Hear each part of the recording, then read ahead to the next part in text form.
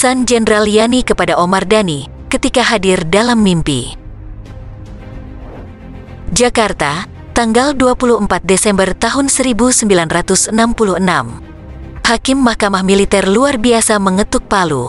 Vonis hukuman dijatuhkan terhadap terdakwa Omar Dhani. Sang pengadil menjeratnya dengan tuduhan berbuat makar, menghukum tertuduh dengan hukuman mati, dengan tambahan mencabut haknya atas pemilikan sejumlah tanda jasa, memecat tidak dengan hormat dari pangkat dan segala jabatannya. Demikian putusan hakim. Bersamaan dengan suara ketokan palu hakim, berdentang bunyi lonceng gereja di samping gedung Mahmilep. Waktu saat itu menunjukkan pukul 0 waktu Indonesia Barat tengah malam. Pergantian hari menandai malam Natal, malam kudus bagi pemeluk Kristen. Di saat yang sama, bulan itu bertepatan dengan Ramadan, bulan suci bagi umat Islam untuk menunaikan ibadah puasa. Ketika mendengar vonis mati tersebut, Omar Dhani hanya mengingat Tuhan. Baginya, pertemuan kekudusan dan kesucian dua agama pada malam itu adalah pertanda kuasa Sang Halik telah bicara. Meski tahu suatu saat akan berhadapan dengan regu tembak, Dhani tetap punya harapan yang menyala. Engkau yang maha adil, pergunakanlah hati, pikiran, dan tanganku. Allahu Akbar, Allahu Akbar, kata-kata itulah yang terbersit di benak Dhani. Pengalaman ini dikemudikan hari dikenangkan Dhani dalam biografinya, Tuhan, pergunakanlah hati, pikiran, dan tanganku, pledoi Omar Dhani, yang disusun Benedikta Surojo dan JMV Suparno. Petaka itu bermula dari perintah harian yang terbukti keliru.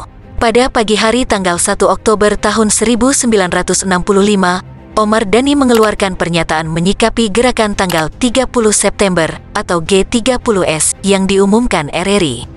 Dari 4 butir perintah, salah satunya berbunyi, mendukung gerakan tanggal 30 September yang mengamankan dan menyelamatkan revolusi dan pimpinan besar revolusi, Presiden Soekarno terhadap subversi CIA.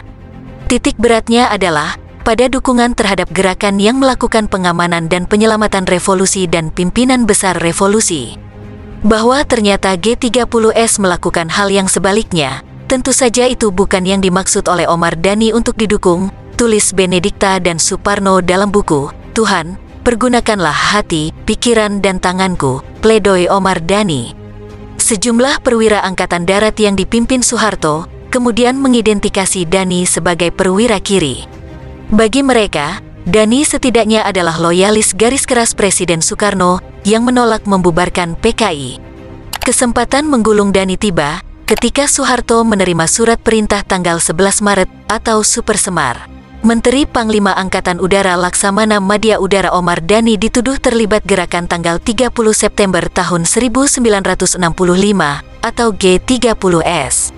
Ia ditangkap sepulang dari kunjungan kerja di Kamboja pada tanggal 20 April tahun 1966.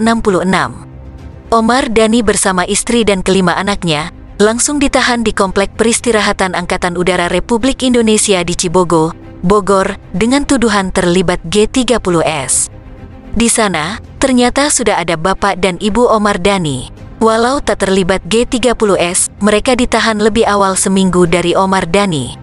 Mulailah Omar Dhani menjalani hidupnya sebagai seorang tahanan negara. Di Cibogo, Omar Dhani melewati malam dengan berbincang bersama sang ayah. Pada suatu malam, Omar Dhani menceritakan mimpi aneh yang dialami istrinya, Sri Setiani.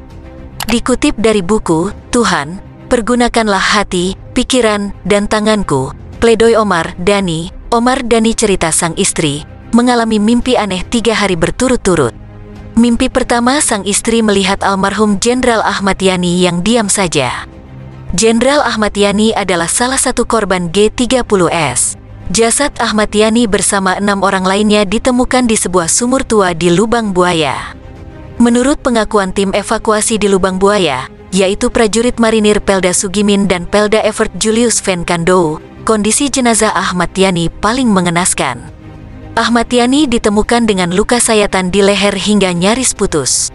Tali yang digunakan mengangkat Ahmad Yani juga sempat putus, sehingga jenazahnya yang sudah hampir ditarik keluar, kembali jatuh ke dalam sumur. Esok harinya, istri Omar Dhani kembali mengalami mimpi bertemu Jenderal Ahmad Yani. Mimpi itu masih berlanjut pada malam berikutnya. Di mimpi ketiga, istri Omar Dhani melihat Jenderal Ahmad Yani mengenakan pakaian kebesaran militer, lengkap dengan bintang jasa. Tak ada sepatah kata pun keluar dari mulut Ahmad Yani. Sang jenderal hanya mengumbar senyum ke istri Omar Dhani. Mendapat mimpi aneh 3 hari berturut-turut, membuat istri Omar Dhani ketakutan. Ia menceritakan ke suaminya mengenai mimpi yang dialami selama 3 malam. Sebagai suami, Omar Dhani menenangkan sang istri dan memberitahu bahwa mimpi itu adalah pertanda baik. Omar Dhani lalu menggelar acara tahlilan pada malam Jumat untuk mendoakan arwah Jenderal Ahmad Yani. Omar Dhani mengundang anggota Kedubes RI di Kamboja dan beberapa orang Muslim Khmer dari masjid setempat untuk mengikut tahlilan. Usai tahlilan, giliran Omar Dhani yang mengalami mimpi aneh. Dalam mimpinya, ia berada di rumah sakit yang seperti rumah sakit di Halim. Dalam mimpinya, Omar Dhani berjalan menyusuri selasar rumah sakit hingga sampai di sebuah ruangan luas. Di ruangan itu berjejer beberapa tempat tidur pasien. Omar Dhani melihat ada 1 orang berbaring di ranjang pasien rumah sakit. Orang itu berpakaian piyama serba putih. Orang tersebut lalu menoleh ke arah Omar Dhani sembari tersenyum. Orang itu bangkit dari tidurnya lalu duduk, sambil melambaikan tangan kanannya ke Omar Dhani. "Hei Dan," seru orang tersebut. Omar Dhani kaget. Ia tak percaya sosok yang dilihatnya. "Loh, kamu kan sudah meninggal?" tanya Omar Dhani. Orang yang dilihatnya itu ialah Jenderal Ahmad Yani. "Aku tidak apa-apa kok.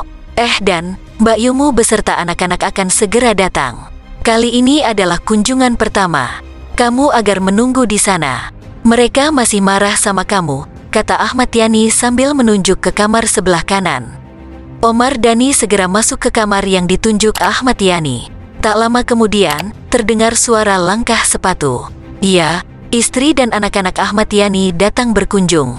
Sampai di situ, Omar Dhani terbangun dari tidurnya.